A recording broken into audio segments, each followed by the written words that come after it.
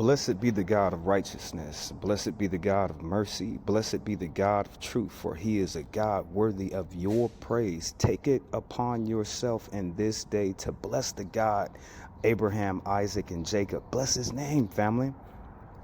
Bless the Lord of hosts' name to let him know that you are here to serve him for his purpose, not for your own, not for the purpose of this world, and not for the purpose of these people.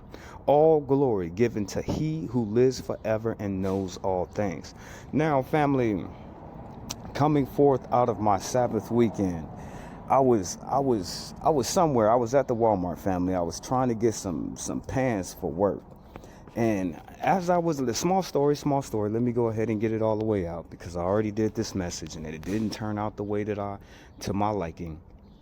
So I'm at the Walmart, and as I go through the Walmart, I'm speaking, family. I'm being cordial. I'm being honest. I'm being sweet. I'm being meek. I'm being genuine. And I have the heart of love. So I'm speaking, family. I'm being genuine. I'm being honest to people. You know what I'm saying? I'm being good as I know how it. Now, the people there, from the people that I spoke to, did nobody want to show me no love, family. They didn't want to show me no love like that. And you wondering, you be like, well, Jehoshaphat, why are you using this, brother? Why are you using this small story and as an example? Family, just listen to the story real quick. Because God, he comes to all of us.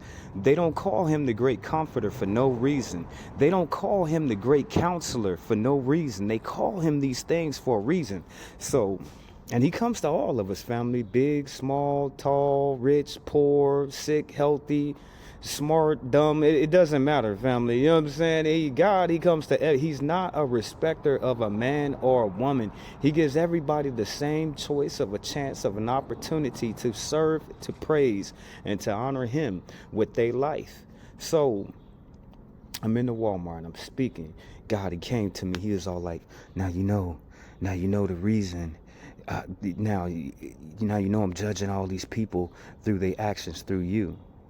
So my question that I pose today is, will you let the people of the world change who you are?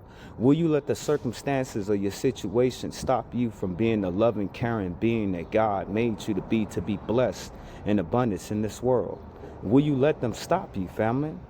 So then, okay, God, he told me, he said, now you know I'm judging these people through you. And that goes for all of us, family. That goes for all. We all make up the body. We're all children of the light, family, ambassadors of his greatness. So anywhere we go, anybody that we meet, all the people that we are around, if they are not serving God, they're being judged through you, family. God is judging all these people through you. I hope you know that, brother. Sister, this is why you're going through certain things inside of your life, because the God of the heaven, he want to judge them people. They did all that evil and all that cruel to all them people for all those many years until he came to you, my brother, until he came to you, my sister, so he can enact his judgment on those people. So I ask you, is you gonna get scared? Is you going, no, I don't wanna do good. I don't wanna do good, Joseph. Is you gonna turn away from God because he judging people through you?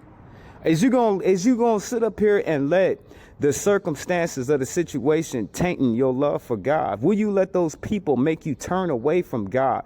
The ailment and defilement, so grotesque and abominable things in this world, will you let those things take you away from the person that God already made you? He wants you to love. He wants you to be meek. He wants you to be kind. He wants you to have an integrity of heart, that sweetness that he wants us all to pull forth out of this world. Will you let these people change you from what he has already made? So when God told me that, he was all like, you know, I'm judging these people through you. So I said, family, I said to him in prayer, I said, so God, I'm gonna stop being kind to these people so you don't judge them. And then that's when Jesus told me, he said, so what you gonna let them people change who you are? That's why I asked y'all here today, family. I ask you, is you gonna let this world taint in your heart? Now, coming back from the Sabbath weekend, my mindset of all the things that were brought into remembrance and to my heart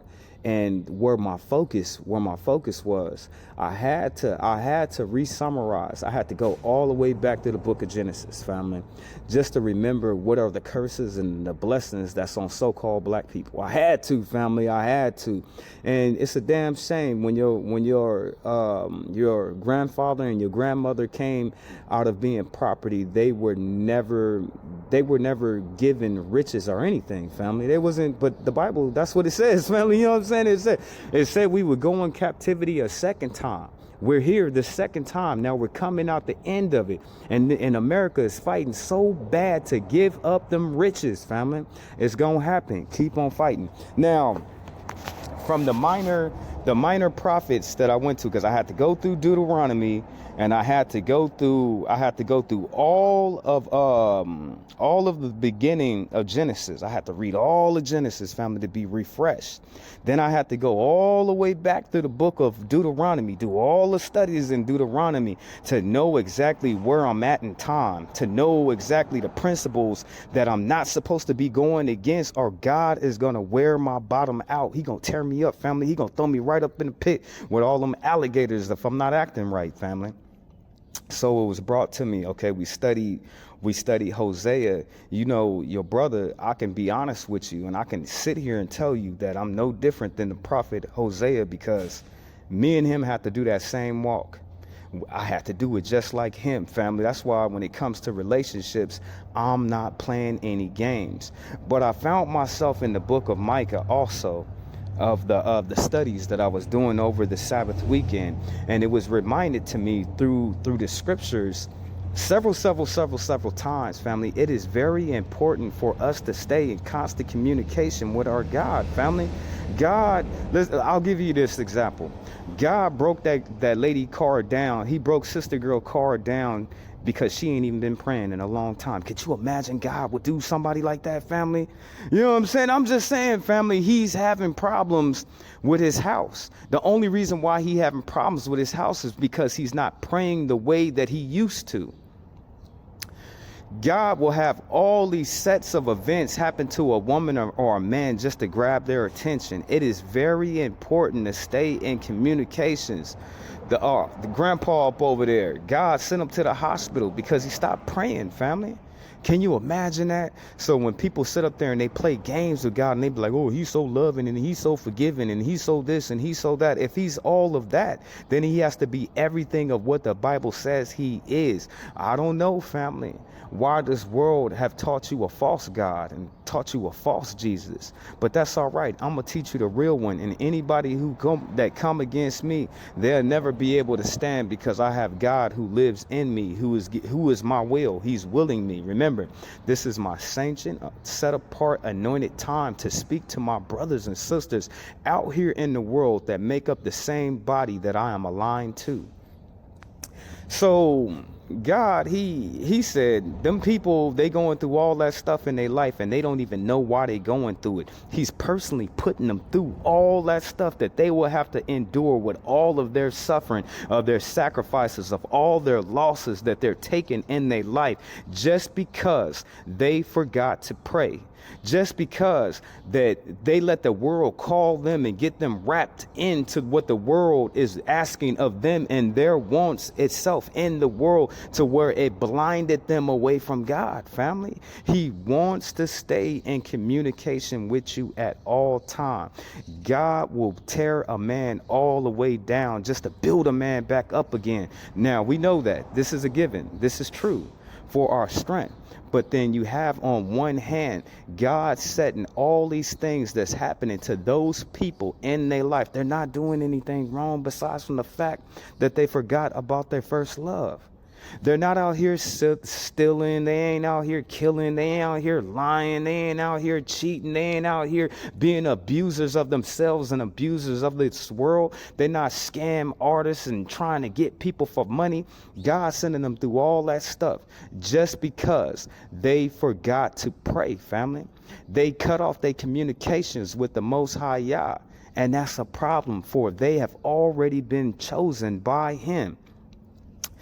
It is written, family, that God chastens those who he loves. This is a given. He will chase you down. Every time you doing something bad, he gonna pop you right on the back of your head. He gonna take your pants down and he gonna wear you out. Okay, this is a given.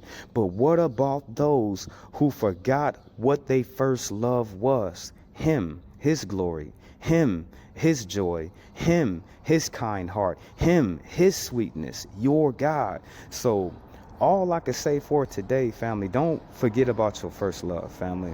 Keep yourself in constant communication, letting your Father know about every asset, every speck of your life, every single thing, family, the whole circumference, the whole 365, family, about your life, letting him in, family. For all those other brothers and sisters, he's punishing them. They hollering and screaming and begging, oh, please, God, please stop. Oh, now you remember me. Please, God, please stop. Oh, now you know what my name is. Oh, Father, please help. Family, it shouldn't get to that point, family. Family, before I need help, God gonna already know that I need help, because I'm gonna be up over there telling him about my situation before it even happened like that. I'm gonna tell him, family. I'm gonna get down on my knees in prayer, family. I shouldn't have to have a whole damn plane fall out the sky and fall right on the back of my damn head because I forgot to pray. Because I got too much wrapped out in the world. I got too wrapped out in the people and the entertainment and what have you.